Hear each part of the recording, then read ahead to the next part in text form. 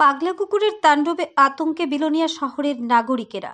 বিলোনিয়া আর্য colony এলাকা থেকে শুরু করে পাগলা কুকুরের তাণ্ডব এখনো পর্যন্ত শিশু থেকে শুরু করে বৃদ্ধ প্রায় 17 জনকে কামড় দিয়ে আহত করেছে পাগলা কুকুরটি। একের পর এক বিলোনিয়া হাসপাতালে ভিড় জমাচ্ছে কুকুরের কামড়ে আহতরা। পাগলা কুকুরের খোঁজে বিলোনিয়া পুর পরিষদের কর্মীরা, আতঙ্কিত জনগণ। ব্যুরো রিপোর্ট, আরি, ধর্মনগর। আমার বাড়িতে ভাড়া থাকে মেয়েটা হ্যাঁ কলেজে পড়ে। কলেজে পড়ে। হ্যাঁ, তারপরে আমি যখন আপনার বাড়ি? আমার বাড়ি কলেজকে। আচ্ছা, আমার তিনটা ছাগল একটা মদের সহ যখন দৌড়ায় আমার বাড়িতে ঢুকে, তখন আমি বাইরে বের পরে দেখি আমি কিছু দেখি না। দুইটা কুকুর দেখি পিছনে, সামনে কুকুরটা আমি কিন্তু দেখি না। মেয়েটা ছিল প্রায় 5 হাত বা 6 হাত দূরে, সঙ্গে সঙ্গে তারে পাওয়ার সঙ্গে সঙ্গে তারে কামড়টা দিয়ে দিল।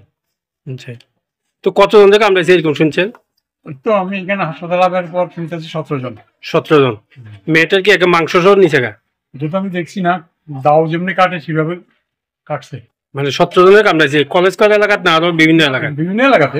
আচ্ছা, বিভিন্ন এলাকা থেকে। মানে ওই সেক্টরটার মধ্যে? হ্যাঁ, না ওই সেক্টরটা রামকৃষ্ণ বেলটিনা গিরিধারী কলেজ স্কয়ার এইভাবে রামকৃষ্ণ কলোনি এমন ভাবে কামড়াইতে আছে এখন মাংস বয়স্ক লোক, বাচ্চা সব যারই পাইতেছে, সব যারই পাই। যারা পাইতেছে।